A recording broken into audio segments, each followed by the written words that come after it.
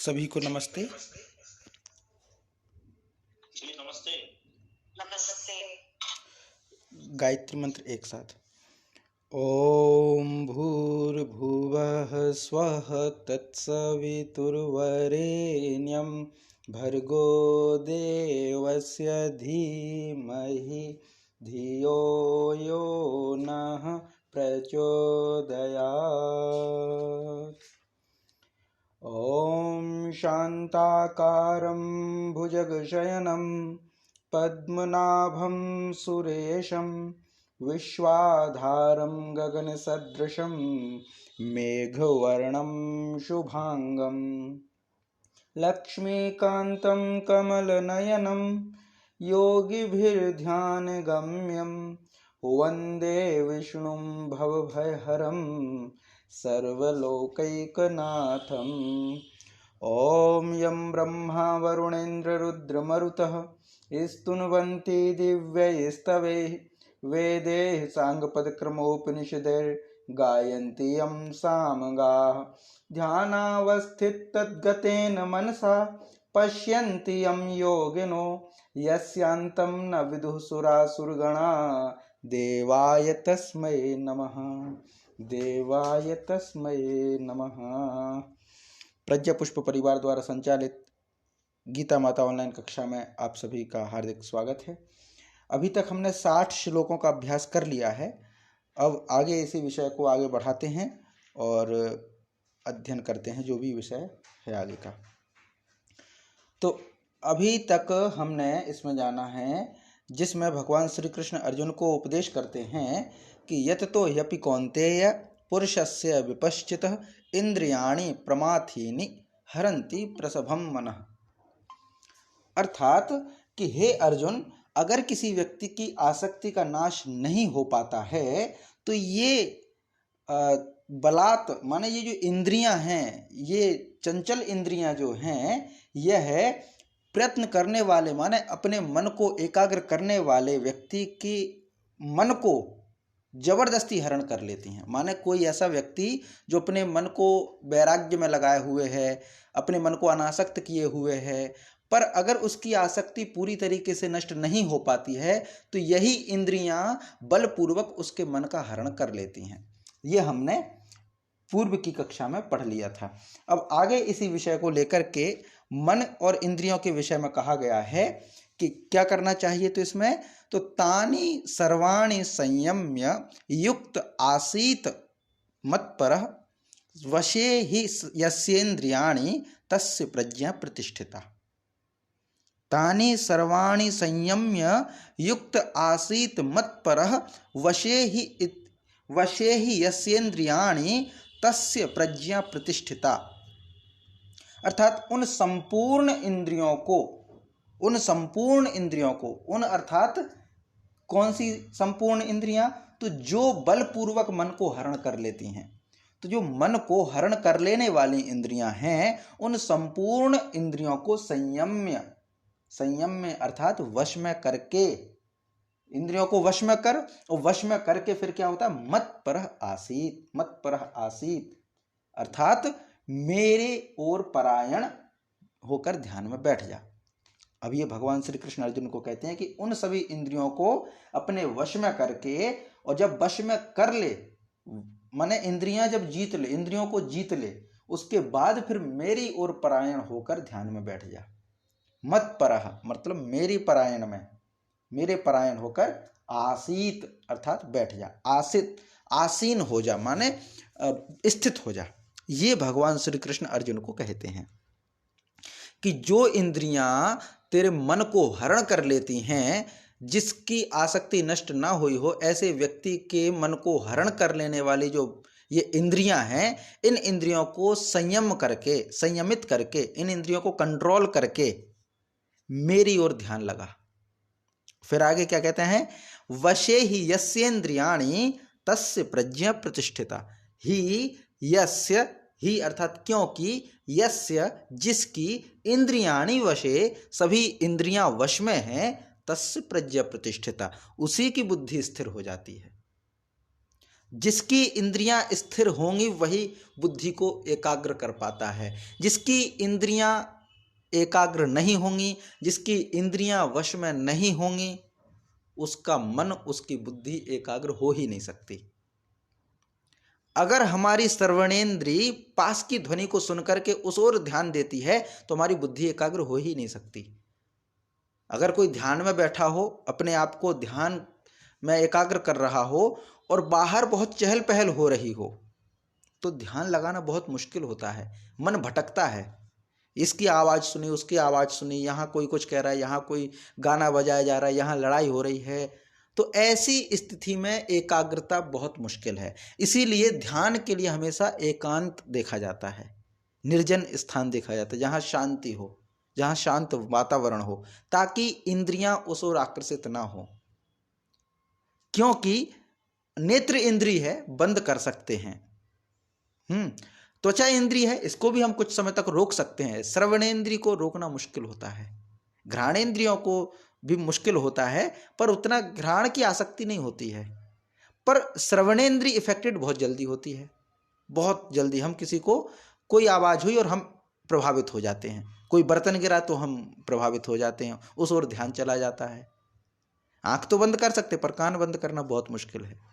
तो ये जो इंद्रियां हैं, अगर ये स्थिर नहीं है, अगर हमने इंद्रियों के चलाए चलते रहे, इंद्रियों को वश में नहीं किया, तो हमारी बुद्धि स्थित नहीं है। इसीलिए यस्य इंद्रियाणि वशे, जिसकी इंद्रियां वश में हैं, तस्य प्रज्ञा प्रतिष्ठिता, उसी की बुद्धि स्थिर है।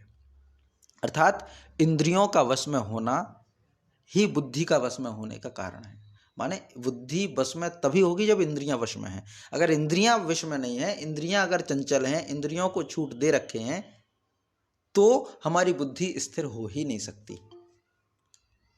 एक और बात कही जाती है, जैसे योग मतलब ये जो आसन लगाते, तो उसमें एक आसन है, उसका शायद नाम तो भूल रहे हैं, ध्यान नहीं आ रहा है, जिसमें अक्सर आपने देखा होगा तपस्वी लोग तपस्या करते, एक पैर पे खड़े होना।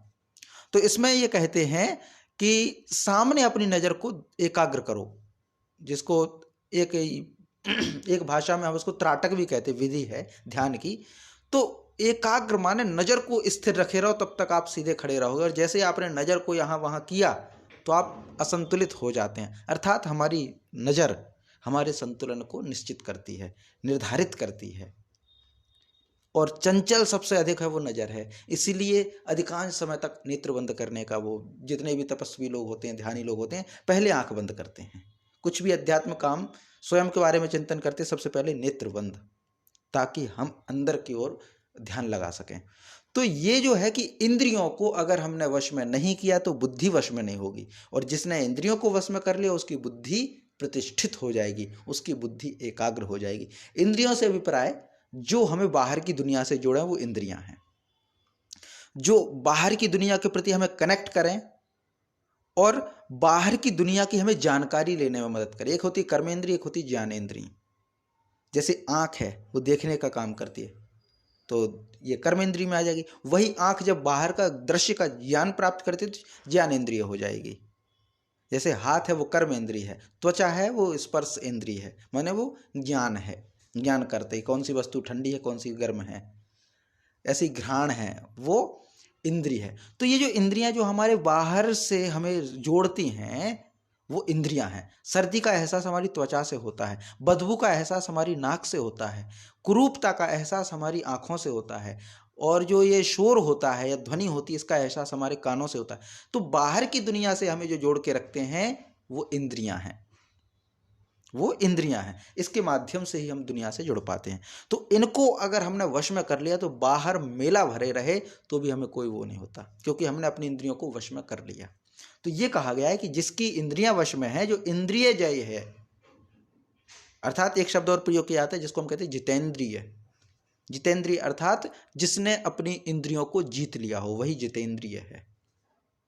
तो ये जितेंद्रिय होने का है कि अगर हम जितेंद्रिय हो जाएंगे, हम अपनी इंद्रियों को जीत लेंगे, तो हमारी बुद्धि स्थिर हो जाएगी। ये सीधा एक रिलेट करते हैं। तो इसको हम पढ़ते हैं कि तानि सर्वाणि संयम्य, तानि सर्वाणि संयम्य युक्त आसीत मत्परः, युक्त आसीत मत्परः वशे हि यस्येन्द्रियाणि वशे हि यस्येन्द्रियाणि तस्य प्रज्ञा प्रतिष्ठिता तस्य प्रज्ञा प्रतिष्ठिता, ये हो जाएगा। अर्थात उन संपूर्ण इंद्रियों को अपने वश में करके मेरी ओर परायण हो जा और मेरे ध्यान में लग जा, क्योंकि जिसकी इंद्रियां वश में है उसी की बुद्धि वश में मानी जाती है, उसी की बुद्धि स्थिर मानी जाती है। तो इसीलिए संपूर्ण इंद्रियों के भोग को छोड़ करके ईश्वर की शरण में अपने आत्म का चिंतन, क्योंकि जो आत्म तत्व भगवान श्री कृष्ण बतला रहे हैं वह आत्म तत्व हमारी आत्मा से जुड़ता है। ये चर्चा होती है ना कि हमारे 3 शरीर हैं, स्थूल शरीर, सूक्ष्म शरीर, कारण शरीर। तो ये जब हम अंदर की ओर सूक्ष्म की तरफ जाते हैं तो हमारा और आत्मा अर्थात हम और परमात्मा अर्थात परम तत्व, इन दोनों के एकाग्र एक होने का कहीं कोई रास्ता निकलता है। तो हम स्वयं को अध्ययन करें, वही स्वाध्याय है। तो ये यहाँ पे हो जाएगा। अब अगला श्लोक आता है इसी में, 62वां है। इसमें कहते हैं ध्यायतो विषयान पुंसः संगस्तेषु उपजायते संगात संजायते कामः कामात् क्रोधो भी जायते। अब देखिए यहाँ पे दोष कैसे उत्पन्न होते हैं। अब ध्यान से यहाँ पे कि दोष कैसे उत्पन्न होते हैं, व्यक्ति बिगड़ता कैसे है, व्यक्ति कमजोर कैसे होता है। तो इसमें ये बताया गया है कि ध्यायतो विषयान पुंसः, पुंसः विषयान ध्यायतो, जब कोई पुरुष विषयों का ध्यान करता है, यानी कि विषयान ध्यायतः पुंसः, विषयों का चिंतन करने वाले, पुंसः अर्थात पुरुष जो होता है उसकी, तेषु उन सभी विषयों में, संगः उपजायते आसक्ति उत्पन्न होती है। आसक्ति उत्पन्न होती है माने हमारा अटैचमेंट कब होता है, आसक्ति कब बढ़ती है, जब हम उसका चिंतन करें। जब हम उसका चिंतन करें तो हमारी अभिलाषा बढ़ती है उसके प्रति। आप करके देख लीजिए, किसी विषय में हम कोई ध्यान ना दें तो हमें कोई परेशानी नहीं, दुनिया में कुछ भी होता रहे कोई परेशानी नहीं होती।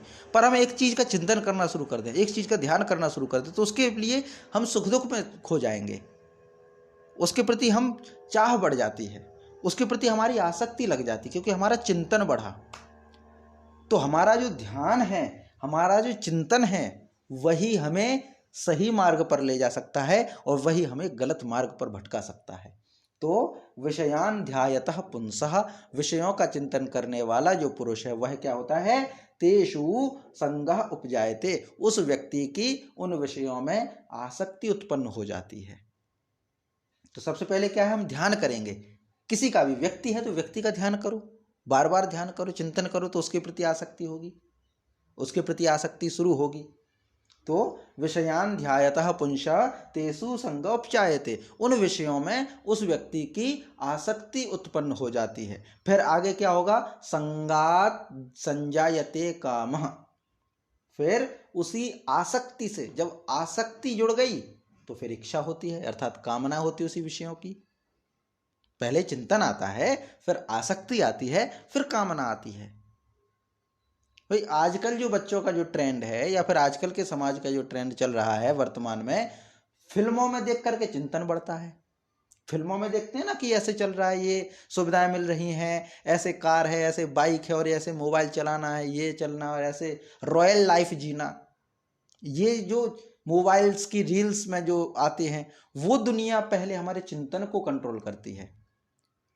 या जितने बड़े बड़े एडवर्टाइज आते हैं, बच्चों को दिखलाते हैं, या त्योहार आते तो एड्स चलते हैं, ज्वेलरी के चलते हैं, खिलौने के चलते हैं, स्कूल्स के चलते हैं, क्रीम्स के चलते हैं, बहुत सारे एड्स चलते हैं। वो क्या है, आप जिस चीज को देखोगे तो वो विषय है, उस विषय का फिर जब आप देखते हैं तो चिंतन बढ़ेगा। अगर हम एक चीज को बार बार देखते, चिंतन कैसे आएगा, चिंतन आता इंद्रियों को वश में ना रखने पर, क्योंकि तो विषय है।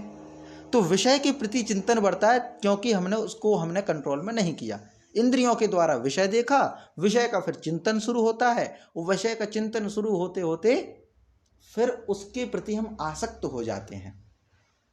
मन में इच्छा आती है कि चलो हम मेहनत कर रहे हैं, जैसे ही रुपए आएंगे तो हम ये वाली कार लेंगे, या ये वाला घर लेंगे, या ऐसा मोबाइल लेंगे। तो ये क्या हुई, आसक्ति। वो आसक्ति से ही फिर कामना जागी कि अब तो लेना ही है। पहले तो ये लगा कि हाँ ये अच्छा है, ये मोबाइल अच्छा है, अब लेने की कामना नहीं है, ये मोबाइल अच्छा है, ये कपड़े अच्छे हैं, ये ज्वेलरी अच्छी है, फिर उसकी कामना जगी तो संजात संजायते कामः, संजात संजायते कामः, उसी संगात अर्थात आसक्ति से, पंचमी विभक्ति है, संग में पंचमी विभक्ति संजात, जैसे राम का रामात हो जाता है वैसे संग का संजात, माने उसी आसक्ति से संजायते अर्थात उत्पन्न होता है कामः अर्थात इच्छा या कामना, डिजायर जिसको हम कहते हैं, ये उत्पन्न होता है किससे? उसी आसक्ति से। पहले विषय का चिंतन आसक्ति को जन्म देता है, वही आसक्ति फिर कामना बढ़ाती है, और फिर वही कामना फिर क्या? कामात क्रोधो भी जायते, कामात क्रोधो भी जायते, वही काम फिर क्रोध को जन्म देता है। यही तो हम सबकी समस्या है, इसीलिए तो कहते हैं गीता जी सबको पढ़नी चाहिए। कामात क्रोधो भी जायते, काम से फिर क्रोध उत्पन्न होता है, काम से क्रोध उत्पन्न होता है। हमने कोई इच्छा की और वो इच्छा नहीं हो पाई, पूरी नहीं मिल पाई वो चीज, क्योंकि कामना अगर किसी चीज की तीव्र है तो क्रोध को जन्म देने वाली है, कामना अगर है तो क्रोध को जन्म देगी ही। तो ये श्लोक यहाँ पे कहते हैं। अब यहाँ से अवगुण उत्पन्न होते हैं, कहाँ से? शुरुआत कहाँ है? जड़ कहाँ है? वो है ध्यान। ध्यायतो माने ध्यान, आपका ध्यान, आपका चिंतन, आपके विचार आपके जीवन की दिशा धारा को तय करते हैं। आपके जो विचार हैं वो आपके जीवन की दिशा धारा तय करेंगे कि उन्नति होगी या अवनति होगी। इसीलिए कहते हैं ना कि जैसा आप सोचेंगे वैसे ही बन जाएंगे, जो जैसा सोचता है करता है वह वैसा ही बन जाता है। वो कहते हैं ना मन के हारे हार है, मन के जीते जीत। तो मन अर्थात चिंतन, मन में वो चीज आ गई तो हम, मन में अगर चल रहा है कि हम जीत जाएंगे तो हम जीत जाएंगे, मन में चल रहा है कि हार जाएंगे, अर्थात वो चिंतन है, वो चिंतन है। तो वही चिंतन हमारे लिए आसक्ति देता है, और फिर आसक्ति से फिर काम जागता है, और वही काम फिर क्रोध को जन्म देता है। अगर हमारी कामना पूरी नहीं हुई तो क्रोध तो उत्पन्न होने वाला है, तो ये पूरा हो जाएगा। तो इसमें क्या है? ध्यायतो विषयान पुंसः, ध्यायतो विषयान पुंसः, संगस्तेषूपजायते, संगस्तेषूपजायते, संगात् संजायते कामः, संजात् संजायते कामः, कामात् क्रोधोऽभिजायते, कामात् क्रोधोऽभिजायते, कामात् क्रोधोऽभिजायते, ध्यायतो विषयान् पुंसः, संगस्तेषूपजायते, संजात् संजायते कामः, संगात् संजायते कामः, कामात् क्रोधोऽभिजायते, कामात् क्रोधोऽभिजायते। अब इतना, यहाँ तक क्रोध उत्पन्न हो गया। अब ये पूरी एक चेन बन रही है, पहले चिंतन, फिर आसक्ति, और फिर काम, और फिर क्रोध। अब क्रोध जब उत्पन्न होगा तो फिर क्रोध से फिर आगे क्या है? क्रोधात् भवति सम्मोहः, क्रोधात् भवति सम्मोहः, सम्मोहात् स्मृति विभ्रमः, स्मृति भ्रंशात् बुद्धिनाशो, बुद्धिनाशात् प्रणश्यति। अब ये पूरी दिखा रहे हैं कि किस तरीके से व्यक्ति का विनाश होता है। तो पहले हमने पढ़ गया था कि क्रोध उत्पन्न होता है कामना की पूर्ति न होने पर, अर्थात काम से क्रोध जन्म देता है। क्रोधात् भवति सम्मोहः, क्रोध से सम्मोह जागता है। सम्मोह मतलब मोह से भी आगे, जिसको हम कहते हैं अत्यंत मूढ़ भाव। मोह तो है, लेकिन मोह से भी आगे बढ़ जाए तो उसको हम कहते हैं मूढ़ भाव, जहां पे बुद्धि काम करना बंद कर दे, वो है सम्मोह। कहते हैं ना सम्मोहन, मोहिनी विद्या, जिसको हिप्नोटिज्म आजकल कहते हैं, उसको हिप्नोटिज्म कहा जाता है। किसी को हिप्नोटाइज करना माने सम्मोहित कर देना। तो क्रोध अगर आ जाए तो सम्मोह तो हो ही जाता है। और हम देखते हैं क्रोध आता है तो हमें पता ही नहीं चलता क्या हो रहा है, क्या बोल दिया, आग बबूला हो गए, हमें खुद होश नहीं, हमने क्या बोल दिया। क्रोध में बहुत सारी बातें ऐसी जो हम नहीं कहना चाहते वो भी निकल जाती हैं, गुस्से में, क्रोध में निकल जाती हैं। तो क्रोधात् भवति सम्मोह, क्रोध ही सम्मोह को जन्म देता है। और सम्मोह अर्थात जो मन में आया वो कर दिया, हमें होश ही नहीं। सम्मोहन यही तो है कि सामने वाले की बुद्धि काम करना बंद कर दे, वो आपके कंट्रोल में होकर के काम करे। तो क्रोधात् भवति सम्मोहः, अर्थात क्रोध से ही सम्मोह उत्पन्न होता है। माने आप किसी को हिप्नोटाइज कर देते तो उसकी बुद्धि काम करना बंद कर देती, तो क्रोध से ही वो हिप्नोटाइजेशन शुरू होता है, हिप्नोटाइज होना शुरू होता है व्यक्ति। अर्थात क्रोध से सम्मोह जागता है और सम्मोहात स्मृति विभ्रम, और जब सम्मोह हो जाएगा तो क्या होगा, सम्मोहात स्मृति विभ्रम, हमारी जो स्मृति है, हमारी जो याद है, स्मृति जो इसको हम कहते हैं, वह भ्रमित हो जाती है, विभ्रम, भ्रम हो जाता है स्मृति में, मेमोरी में।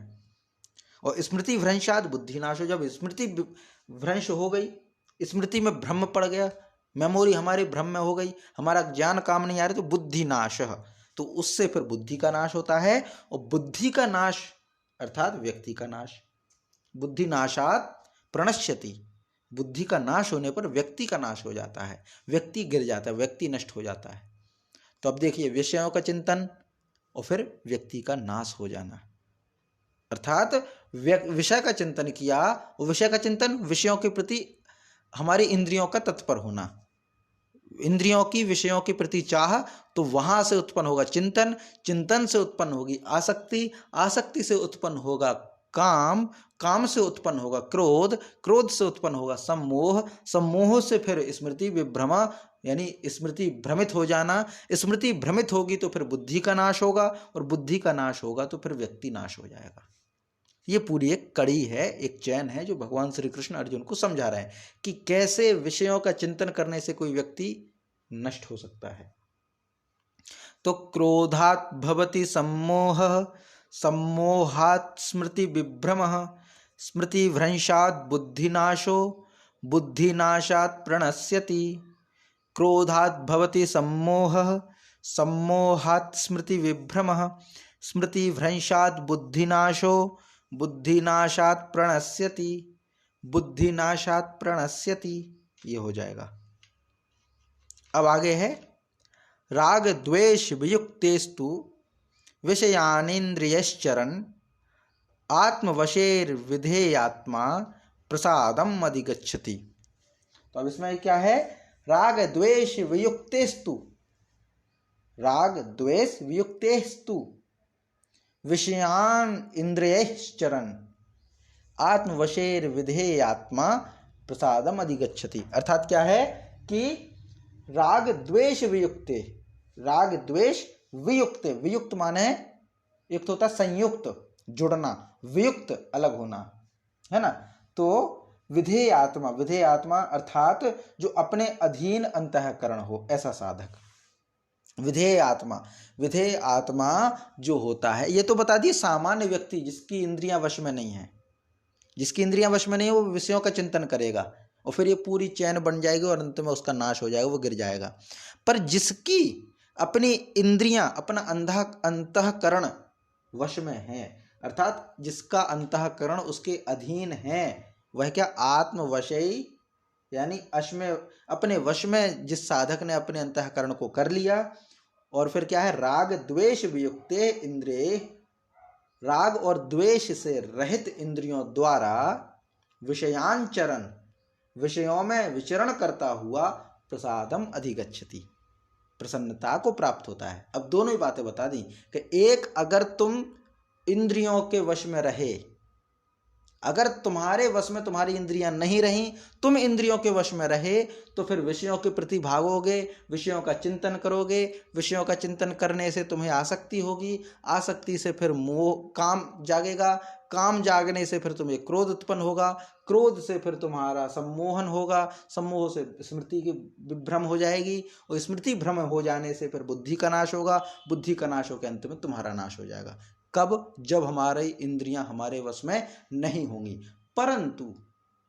परंतु यदि अपने अधीन तुमने अपनी इंद्रियों को कर लिया, अगर अपने अंतःकरण को, अपने मन को, अपनी इंद्रियों को अपने वश में कर लिया, आत्मवशैः, अपने वश में कर ली गई इंद्रियां, और कैसी, राग द्वेष वियुक्ते, ध्यान रखिए दोनों, राग भी नहीं द्वेष भी नहीं, माने राग और द्वेष दोनों विपरीत हैं। राग किसी के प्रति अनुरक्त होना, और द्वेष माने किसी के प्रति क्रोध, मतलब विरक्त होना, दोनों से रहित, ना तो किसी से अधिक प्रेम और ना ही किसी से नफरत, ना ही किसी से जलन, ना ही किसी की आसक्ति। ये है राग द्वेष वियुक्ते इंद्रिय, राग और द्वेष से रहित इंद्रियों के द्वारा। तो हमें कैसा करना है वो बता रहे हैं कि विधेय आत्मा, ऐसा कोई व्यक्ति जिसने अपने अंतःकरण को वश में कर लिया है, आत्मवशे माने अपने वश में कर लिया है, और राग द्वेष वियुक्ते इंद्रिय, राग और द्वेष को छोड़ चुकी हो, जिन इंद्रियों को राग और द्वेष ना हो, ऐसा विषयांचरण, विषयों को विचरण करता हुआ प्रसादम अधिगच्छति, माने प्रसन्नता को प्राप्त होता है। तो ये एक तरीका है, माने हमारी इंद्रियों के वश में नहीं रहना है, अपने अंतःकरण को अपने वश में करना है, और इंद्रियों को ना तो राग और ना द्वेष, इंद्रियों के राग द्वेष को नहीं मानना, इंद्रियां कहाँ प्रसन्न होगी कहाँ दुखी होगी वो नहीं मानना, कहाँ इंद्रियां चाहती हैं कहाँ इंद्रियां नहीं चाहती इसको नहीं मानना, जो सही है उसको मानना बुद्धि के अनुसार। तो जो व्यक्ति ऐसा कर लेता है, जिसका अंतःकरण वश में है, जिसकी इंद्रियों में राग और द्वेष की सत्ता नहीं चलती, जिसकी इंद्रियों का निर्धारण राग द्वेष के द्वारा नहीं होता, वह व्यक्ति भी विषयों का चरण करता है, वह व्यक्ति भी विषयों का भोग करता है, लेकिन वो भोगते हुए प्रसन्नता का अनुभव करेगा, और एक नष्ट हो जाएगा। दोनों ही स्थिति उन्होंने प्रदर्शित कर दी उसी युद्ध के मैदान में भगवान श्री कृष्ण ने अर्जुन के सामने, कि अगर तुम इंद्रियों के वश में होगे, इंद्रियों के चलाए चलोगे, तो पेट की भूख बहुत कुछ करा देती है, आपको गिरा देगी, नाश कर देगी आपका। और वही अगर आपने अपने अंतःकरण को वश में कर लिया, अपनी इंद्रियों को कंट्रोल में कर लिया, अपनी इंद्रियों से राग द्वेष को अलग कर दिया, माने हमारा प्रेम हमारे नैतिकता से बड़ा नहीं होना चाहिए, हमारी आसक्ति किसी के प्रति या हमारी नफरत किसी के प्रति हमारी नैतिकता से बड़ी नहीं होनी चाहिए, हमारे धर्म से बड़ा नहीं होना चाहिए। तो ठीक है, तुम्हारे चाचा ताऊ मामा फूफा हैं, सब हैं, लेकिन धर्म पहले। तो आपके मन ने मान लिया कि वो मेरे चाचा ताऊ हैं, तो तुम उनके प्रति आसक्त हो रहे हो, तुम्हारी इंद्रियों में उसके प्रति राग है, तो ये तुम्हें विषयों का चिंतन करके नष्ट कर देगा। और अगर तुम अपनी इंद्रियों को राग और द्वेष से रहित कर दो, फिर चिंतन करो, तो तुम्हें भी विषयों का भोग मिलेगा, लेकिन वह तुम्हें प्रसन्नता दे करके जाएगा। तो राग द्वेष वियुक्तेस्तु विषयानिंद्रियश्चरन् आत्मवशेर विधेयात्मा प्रसादम अधिगच्छति। तो ये पूरा हो जाएगा इसमें कि ऐसा व्यक्ति जिसने अपने अंतःकरण को वश में कर लिया हो और राग द्वेष से जिसकी इंद्रियां अलग हो गई हों, वह व्यक्ति जो विषयों में विचरण करता है, वहां प्रसन्नता का अनुभव होता है, वहां उसको प्रसन्नता प्राप्त होती है। प्रसादम अधिगच्छति, प्रसादम अधिगच्छति, प्रसाद का यहाँ पे अर्थ प्रसन्नता से लिया है, लेकिन प्रसाद अर्थात ईश्वर कृपा, ऐसा हम कह सकते हैं, यानी प्रसन्नता अंतःकरण में जो प्राप्त होता है। ईश्वर की कृपा का अर्थ ये नहीं होता है, एक और यहाँ पे ध्यान आ गई बात, ईश्वर की कृपा हम किसको मानते हैं? ईश्वर की कृपा हम ये मानते हैं कि भौतिक संसाधन इकट्ठे कर लिए हमने, तो ईश्वर की बड़ी कृपा है, ईश्वर की बड़ी कृपा है, क्योंकि हमने बहुत सारे साधन इकट्ठे कर लिए, कंकर पत्थर जोड़ लिए, 2 मंजिला 3 मंजिला 5 मंजिला घर बना लिया हमने, कुछ धातुओं को इकट्ठी की हुई कारें इकट्ठी कर ली, मोबाइल से इकट्ठे कर लिए, अपनी रॉयल लाइफ जी रहे हैं, तो हम मानते हैं कि ईश्वर की बड़ी कृपा है। पर ये ईश्वर की बड़ी कृपा नहीं है। ईश्वर की बड़ी कृपा है कि आपके अंदर शांति हो, ईश्वरीय गुण हो, सात्विकता हो, प्रसन्नता हो, वो है ईश्वर की कृपा। ये भौतिकता ईश्वर की कृपा नहीं है कि हमने ये कंक्रीट के जंगल खड़े कर लिए हैं और इनके बीच में पिंजड़े घरों में हम रह रहे हैं और कहते हैं ईश्वर की तो बड़ी कृपा है। ये ईश्वर की कृपा नहीं है। ईश्वर की कृपा तो आपको आनंद से भर देगी। अगर यही ईश्वर की कृपा होगी, भौतिक संसाधन ही अगर ईश्वर की कृपा है, तो फिर क्यों लोग फांसी लगा लगा के मर जाते हैं? हम तो सुनते रहते हैं ना कि कलेक्टर हैं, अब कलेक्टर को, आईएएस को, आईपीएस को क्या कमी, नौकर चाकर घूम जाएंगे जिसके तो आगे पीछे, जिसका परिवार सब कुछ साथ में है, सब कुछ जिसके हाथ में, वो फिर डिप्रेशन में जाकर के गोलियां खाते हैं या मौत को गले लगा लेते हैं। अर्थात ये ईश्वर की कृपा नहीं है। ईश्वर की कृपा तो आपको प्रसन्नता का अनुभव देने वाली है, जीते जी आपको अमर कर देने वाली ईश्वर की कृपा है। तो यह है राग द्वेष वियुक्तेस्तु विषयानिंद्रियश्चरन् आत्मवशेर विधेयात्मा प्रसादम अधिगच्छति। ये है। तो इसको हम एक बार पाठ करेंगे, फिर आगे बढ़ते हैं। राग द्वेष वियुक्तेस्तु विषयानिंद्रियश्चरन् आत्मवशेर्विधेयात्मा, आत्मवशेर्विधेयात्मा प्रसादम अधिगच्छति, प्रसादम अधिगच्छति, ये हो जाएगा। अब फिर आगे क्या होगा प्रसाद से? फिर आगे कहते हैं प्रसादे सर्व दुखानाम हानिरस्योपजायते प्रसन्न चेतसो ह्याशु बुद्धि पर्यवतिष्ठते, पर्यवतिष्ठते। अर्थात प्रसादे सर्व दुखानाम हानिरस्योपजायते, अर्थात प्रसादे यानी प्रसन्नता होने पर, जब प्रसाद प्राप्त होगा, प्रसन्नता प्राप्त होगी, तब क्या होगा? तो ये कहा ना कि जब तुम विषयों में विचरण करते हुए प्रसन्नता का अनुभव करोगे, तो प्रसन्नता से क्या होगा? प्रश्न बन सकता है यहाँ पर कि प्रसन्नता क्या होती है, क्या होगा इससे? तो कहते हैं प्रसादे अस्य सर्व दुखा नाम हानि ही उपजाए थे। अगर जिसको प्रसाद प्राप्त हो जाता है, अस्य इसके सर्व दुखा नाम सभी दुखों की हानि रूप जाए थे, दुखों की हानि हो जाती है। भाई हानि तो होनी चाहिए, लेकिन किसकी? दुख की। तो जिसको प्रसाद प्राप्त हो जाता है, जिसके अंतःकरण में प्रसन्नता जागृत हो जाती है, जिस पर ईश्वर की कृपा प्राप्त होती है, तस्य सर्व दुखानाम हानि रूप जायते, उसके सभी दुखों की हानि हो जाती है, सभी प्रकार के दुख नष्ट हो जाते हैं, अभाव हो जाता है। आगे फिर क्या कहते? प्रसन्न चेत सह बुद्धि आशु ही पर्यवतिष्ठते। प्रसन्न चित्त करने वाले कर्मयोगी की कर्मयोगी, ध्यान रखिएगा, कर्म करने वाला योगी, कर्म करने वाला, कर्म से भागने की शिक्षा नहीं दी यहां तक। यहां तक ये नहीं कहा कर्म मत करो, ये भी नहीं कहा कि विषयों को छोड़ दो, क्योंकि ये बात कही कि विषयों का भोग तो करना है, लेकिन इंद्रियों को वश में करके। भाई घोड़े ही अपने मन से चलने लगे, सारथी ही अपने हिसाब से, ड्राइवर जो हमारा है, कार का ड्राइवर अपने हिसाब से गाड़ी चलाने लगे, तो फिर मालिक होने का क्या मतलब? भाई मालिक तो हम है ना, वो तो नौकर है, वो तो ड्राइवर है, पर वही गाड़ी को आगे चलाने लगे, तब तो ये मूर्खता है। भाई चलना है, पर इसका मतलब ये थोड़ी ना कि नहीं वो कह दे कि ड्राइवर की मत मानो तो हम बाहर खड़े हो जाएंगे, हमें नहीं जाना कार से। नहीं भाई, कार आपकी है, आप जहां कहोगे वहां जाएगी, ड्राइवर को जहां आदेश करोगे वहां ले जाएगा। अर्थात ये शरीर आपका है, इंद्रियां आपकी हैं, अर्थात आपको आगे की ओर बढ़ना है, आपको अपने हिसाब से चलना है, माने बुद्धि का प्रयोग करके आत्मा को अपनी इंद्रियों का प्रयोग करना है, इंद्रियों के वश में होकर के आगे नहीं बढ़ना है, अन्यथा हानि होगी, अन्यथा जीवन नाश हो जाएगा। और अगर हमने इंद्रियों को वश में करके जीवन को जिया, भोगों को भोगा, भोगों को तो भोगना है, विषयों को तो भोगना है, विचरण तो करना है, लेकिन वहां से फिर प्रसाद की प्राप्ति होगी, अर्थात प्रसन्नता प्राप्त होगी, और वही प्रसन्नता सभी दुखों का नाश करेगी। और फिर जिसकी प्रसन्नता नाश हो जाए, प्रसन्न चित्त हो जाता है, ऐसा कर्मयोगी जिसके चित्त में प्रसन्नता हो, वह बुद्धि आशु ही पर्यवतिष्ठते, बहुत जल्दी ही उसकी बुद्धि सब ओर से हट करके परमात्मा में स्थिर हो जाती है। क्योंकि ध्यान करने के लिए प्रसन्नता आवश्यक है, जो प्रसन्न नहीं रह सकता वो ध्यान बहुत देर से कर पाएगा। ध्यान करने में पहले प्रसन्नता का अनुभव होगा, प्रसन्नता का अनुभव हुआ अर्थात आप सही रास्ते पे जा रहे हैं, और प्रसन्नता ही नहीं, ध्यान कर रहे हैं, चिड़चिड़ापन बढ़ रहा है, अर्थात आप गलत रास्ते पे हैं। ये है पूरा। तो प्रसादे सर्व दुखानाम हानि रस्योपजायते प्रसन्न चेतसो ह्याशु बुद्धि पर्यवतिष्ठते।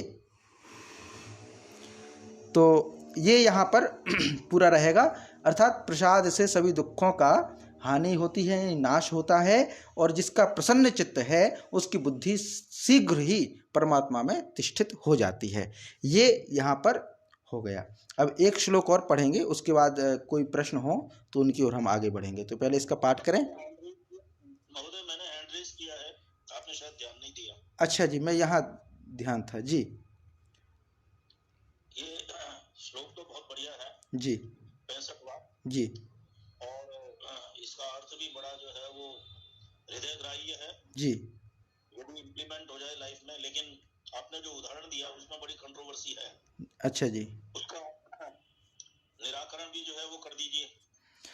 इसको प्रश्नों मैं क्षमा चाहूंगा, थोड़ा एक श्लोक और कर लेते, फिर अंत में प्रश्न उत्तर का सेशन रखेंगे। निकल जाएगा जी, फिर मैं भी भूल जाऊंगा। अच्छा जी, हाँ, प्रसंग वाली बात होती है और कोई जी बात नहीं है। जी जी जी क्योंकि श्री कृष्ण ने भी जी जो है वो अर्जुन की डिमांड पर जी अर्थ किया था। जी। अब वो जो रथ था, उसका जो रथी था जी। वो तो पार्थ, मुख्य जो रथी था वो तो अर्जुन ही था जी। जिसने जो है वो सारा जो है वो उसकी धर्मदार थी और उसको अपने भाई बांधवों से, गुरुओं से, आचार्यों से, उसके जितने भी सीनियर से वरिष्ठ जो परिवारजन थे उनसे लड़ना था। जी। लेकिन अब ये तो देखिए, ये जवाब नहीं है कि भाई वो एक विशेष कारण था, लेकिन उसके सारथी जो है, जी। उस रथ के सारथी जो है कृष्ण थे, और कृष्ण अपने हिसाब से ही चला रहे थे। जी। तो अब ये जो है वो यहाँ इस श्लोक में जो आपने व्याख्या दी है उससे तो कंट्रोवर्सी हो जाएगी। हाँ, ये यहाँ पे बिल्कुल अर्जुन था जी। लेकिन रथ जो है वो ड्राइवर जो है वो उस रथ का कृष्ण ही था जी। और ड्राइवर अपनी बुद्धि से जहाँ जैसा चल रहा था वैसा ही चला रहा था, उसमें जो किसी भी तरह का विघ्न या इंटरफियरेंस जो है वो अर्जुन का नहीं था।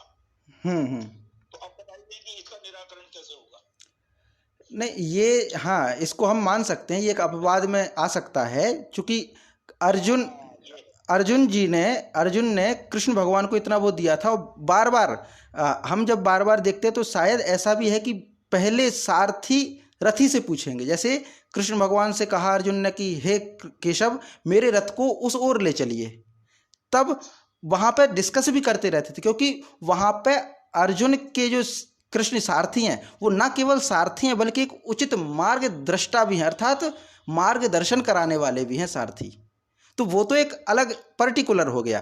पर ये जो विषय समझाया है इंद्रियों का, ये आत्मा का, मन का, विषयों का, तो इसके लिए एक सामान्य रथ का उदाहरण दिया है, ये रथ का नहीं। ये तो विशेष हो जाएगा कि इसमें एक ऐसा रथी है जो हमारे गुरु तुल्य है, जो हमें ज्ञान दे रहा है गीता का। तो ये वहाँ जो है एक सामान्य कॉमन वो एक तुलना की गई है उससे। जी, तो ये हो जाएगा प्रसादे सर्व दुखानाम हानिरस्योपजायते प्रसन्न चेतसो ह्याशु बुद्धि पर्यवतिष्ठते। ये हो जाएगा 65वां। 66वां श्लोक है, नास्ति बुद्धिरयुक्तस्य न च युक्तस्य भावना न चाभावयतः शांतिर अशांतस्य कुतः सुखम।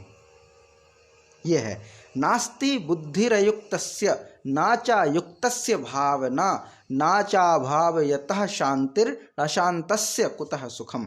अर्थात अयुक्तस्य अर्थात ना जीते हुए, माने ना जीते हुए मन और इंद्रियों वाले मनुष्य।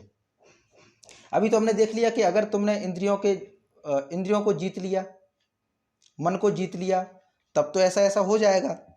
पर एक ऐसा व्यक्ति जो अयुक्तस्य अर्थात जो युक्त नहीं है, किसमें युक्त नहीं है? अयुक्तस्य माने ना तो उसका मन नियंत्रण में है ना ही उसकी इंद्रियां नियंत्रण में है। तो ऐसा अयुक्त माने इंद्रियां और मन जिसके वश में नहीं है, ऐसा पुरुष बुद्धि न माने निश्चयात्मक बुद्धि नहीं होती, ना अस्ति। माने जिसने मन को नहीं जीता हो, जिसने इंद्रियों को ना जीता हो, उसकी कोई निश्चयात्मक बुद्धि नहीं होती। अयुक्तस्य भावना न च भावयता, और उस अयुक्त मनुष्य के अंतःकरण में भावना भी नहीं होती, तथा भावनाहीन मनुष्य शांति को प्राप्त नहीं कर सकता, और शांति रहित मनुष्य को सुख कैसे मिल सकता है। ये पूरी बात इसमें बताई गई है। नास्ति बुद्धिरयुक्तस्य माने जो व्यक्ति, अयुक्त किसको कहा गया है? अयुक्त उसको कहा गया है जिसकी इंद्रियां और मन वश में नहीं है। तो जिसके मन में, जिसका मन और बुद्धि, ये इंद्रिय, मन और इंद्रियां जिसके वश में नहीं है, उसकी बुद्धि स्थिर नहीं होगी, और जिसकी बुद्धि स्थिर नहीं होगी और उसकी फिर भावना भी नहीं बन पाएगी, है ना। नाचा युक्तस्य भावना माने जिसकी बुद्धि और क्षम्यताम जिसके मन और इंद्रियां नियंत्रण में नहीं हैं, ऐसे अयुक्त पुरुष की बुद्धि एकाग्र नहीं होती, और वैसे ही अयुक्त पुरुष की भावना नहीं होती, क्योंकि उसके नियंत्रण में नहीं है ये इंद्रियां, नियंत्रण में ही नहीं है मन, तो उसकी भावना नहीं बन पाएगी। और जब भावना नहीं बन पाएगी,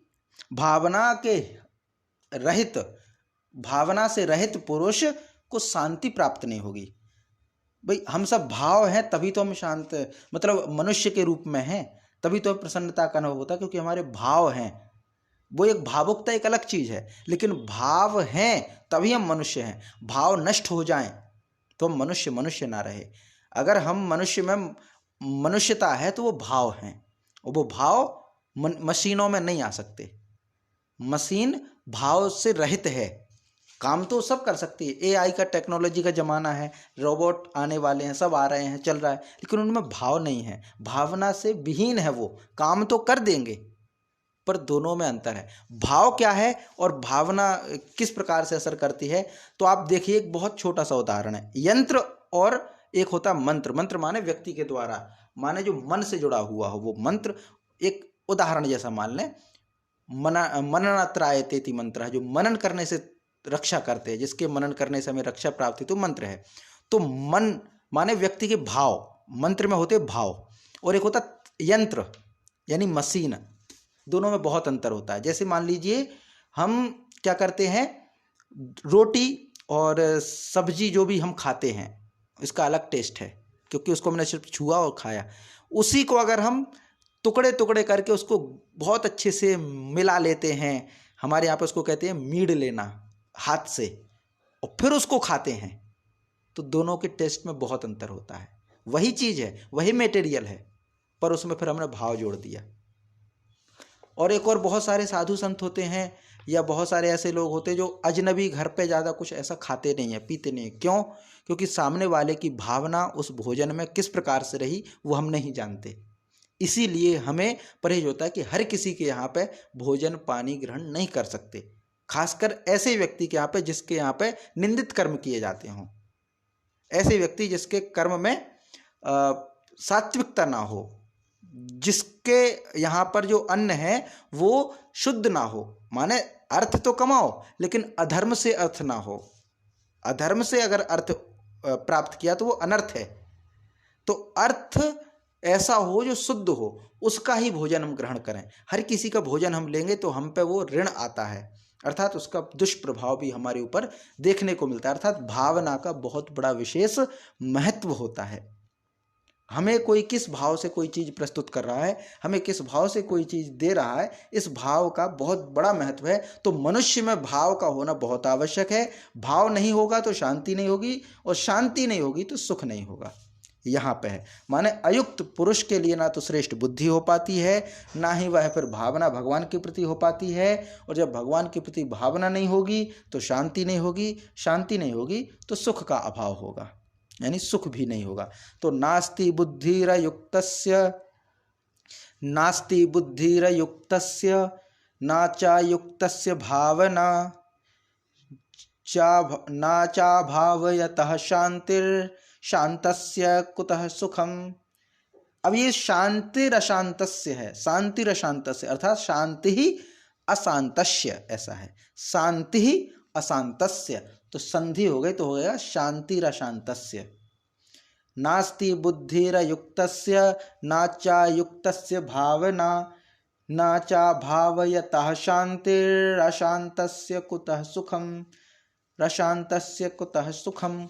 ये 66वां हो जाएगा। अर्थात जिस व्यक्ति ने अपने मन और इंद्रियों को नहीं जीता है उसकी बुद्धि स्थिर नहीं होगी, और जब बुद्धि स्थिर नहीं होगी तो फिर उस व्यक्ति की भावनाएं भी नहीं जुड़ पाएंगी ईश्वर से, और जब ईश्वर से भावनाएं नहीं जुड़ पाएंगी, ईश्वर के प्रति उसके भाव नहीं जागृत हो पाएंगे, तो फिर उसको शांति नहीं मिल पाएगी। और जब शांति ही नहीं है तो फिर सुख किस मतलब का। हमने बहुत कुछ जोड़ लिया, पर अगर हमें शांति ही प्राप्त ना हो, सुख चैन ही प्राप्त ना हो, तो फिर वहाँ कहाँ सुख है, कहाँ जीवन है। तो इसके लिए एक सामान्य व्यक्ति के जीवन में शांति का बहुत विशेष महत्व है। यही कारण है कि एक सड़क के किनारे अपनी प्याज से मिर्ची से रोटी खाता हुआ, नमक से रोटी खाता हुआ व्यक्ति शांति से अपने सो जाता है, और एक ऐसा भी व्यक्ति होता है जो सब कुछ पकवान उसके पास हैं, लेकिन फिर भी वो डिप्रेशन में नींद की गोली खा करके सोना पड़ता है। तो शांति होना बहुत आवश्यक है। जिसके जीवन में शांति है वही सुखी है, जिसके जीवन में शांति नहीं है उसको हम सुखी नहीं कह सकते। तो ये यहाँ पर एक विषय यहाँ पर हो जाएगा। तो यह है कि नास्ति बुद्धिरयुक्तस्य न चा युक्तस्य भावना न चा भावयतः शांतिरशांतस्य कुतः सुखम रशांतस्य कुतः सुखम। ये यहाँ पर हो जाएगा। फिर अगला श्लोक भी हम पढ़ते हैं, एक और पढ़ लेते हैं क्योंकि अभी समय, कल तक हमारा पूरा दूसरा अध्याय संपूर्ण हो जाएगा। तो इसमें है इंद्रियाणाम ही चरताम इंद्रियाणाम ही चरताम यन मनोनुविधीयते तदस्य हरति प्रज्ञां वायुर्नावम इवंभसी। अंभसी मानो तो जल। तो इंद्रियाणाम ही चरताम यन मनो अनुविधीयते तदस्य हरति प्रज्ञां बुद्धिर्नाभम इव अंभसी। अब इसमें क्या है, इव अंभसी नावम वायु हरति, जिस प्रकार अंभसी, अंभसी अर्थात जल में, अंभ माने होता जल, अंभसी अर्थात जल में, तो जिस प्रकार जल में नावम नाव को, जल में चलने वाली नाव को वायु हरति, वायु हर लेती है। जल में नाव चल रही है और तेज आंधी या वायु चलने लगे तो नाव को कंट्रोल करना मुश्किल होता है, नाव अपने हिसाब से वायु चलाने लगती है, बहा के ले जाती है दूर तक।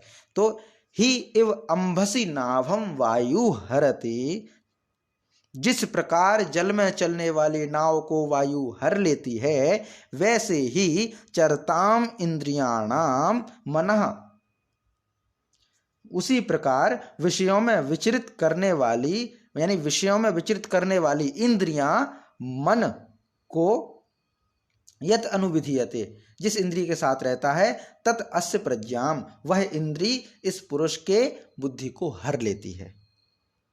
माने जिस प्रकार नाव में चलने वाली जल में चलने वाली नाव को वायु हर लेती है, उसी प्रकार यदि विषयों में विचरित करने वाली कोई इंद्री है, वह मन को हर लेती है। और ये जो इंद्री मन को हर लेती है, वहाँ फिर बुद्धि भी नष्ट हो जाती है, और यहाँ की इसकी फिर बुद्धि भी हरी जाती है। पहले मन को हरेगे और मन का हरण होने पर फिर बुद्धि भी हर ली जाती है। ये है, माने जल में चलने वाली नाव को जिस प्रकार वायु हर लेती है, वैसे ही विषयों में विचरित करती हुई इंद्रियों में से मन जिस इंद्रिय के साथ रहता है, ध्यान रखिए, बहुत सारी विषयों में विचरण करने वाली, लेकिन मन जिस इंद्रिय से जुड़ गया, जिस इंद्रिय के प्रति मन जुड़ गया, तो फिर वहां से वह इंद्री, एक ही इंद्री संपूर्ण व्यक्ति के, यानी पूरे उस व्यक्ति की बुद्धि को हर लेती है। एक ही इंद्री काफी है। माने हमारे यहाँ पे इंद्रियां इतनी हैं, 11 इंद्री पूरी मानी जाती हैं, है ना, 5 कर्मेंद्रिय, 5 ज्ञानेंद्रिय और 1 मन, ऐसे। तो ये 11 की 11 इंद्रियां हैं, उनमें से अगर एक ही इंद्रिय सबसे पावरफुल है मन, तो मन को अगर हम हटा दें, क्योंकि अंतःकरण की इंद्री है, तो मन को हटा देने पर 10 इंद्रियां, 5 कर्मेंद्रिय, 5 ज्ञानेंद्रियां, ये 10 हैं। तो यह इंद्रियों में से कोई एक इंद्रिय मन के साथ होती है, माने मन जिसके साथ में रहता है, माने मन जो है किसी एक इंद्रिय के साथ रहता है, वही इंद्री फिर इतनी ताकतवर हो जाती है जो पूरे मनुष्य की बुद्धि को डावाडोल कर देती है, पूरे मनुष्य की बुद्धि को कहीं और ले जा करके उसको विनाश कर देती है। एक ही इंद्री पर्याप्त होती है, वो कोई सी भी इंद्री हो सकती है। जैसे स्वादेंद्री है, स्वादेंद्री क्या करेगी, अच्छे अच्छे स्वाद चाहेगी, और अच्छे अच्छे स्वाद ही स्वास्थ्य को बिगाड़ेंगे। एक बहुत अच्छे वैद्य हैं समाज में, उनको माना जाता है, शायद हकीम लुकमान हैं या कोई और होंगे। उनका कहना है कि मनुष्य अपनी कब्र को जीभ की नोक से खोदता है, मनुष्य अपनी कब्र अपनी जीभ की नोक से खोदता है। अब अगर ये बात कह रहे हैं तो इसका कहने का मतलब है कि वो मनुष्य की जीभ जो स्वादेंद्री जो है, वो वश में कर लेती है मनुष्य के मन को, और फिर उसको अपने अनुसार चलाती है। और फिर जब मन उसके अनुसार चलेगा तो उसकी बुद्धि हर ली जाती है, और बुद्धि का हरण होते ही व्यक्ति का नाश हो जाएगा। तो ये यहाँ पर पूरा ये हो जाता है इस विषय को। तो इंद्रियाणाम ही चरताम यन्मनोनुविधीयते, इंद्रियाणाम ही चरताम यन्मनोनुविधीयते तदस्य हरति प्रज्ञां वायुर्नावमिभंभसी वायुर्नावमिवांभसी। ये पूरा हो जाएगा। इंद्रियाणाम ही चरताम यन्मनोनुविधीयते तदस्य हरति प्रज्ञां वायुर्नावमिवांभसी इवांभसी। ये पूरा हो जाएगा। आज के लिए शेष हम कल की कक्षा में करेंगे। कोई प्रश्न हो तो आप बताइएगा, बाकी फिर हम शांति पाठ कर सकते हैं।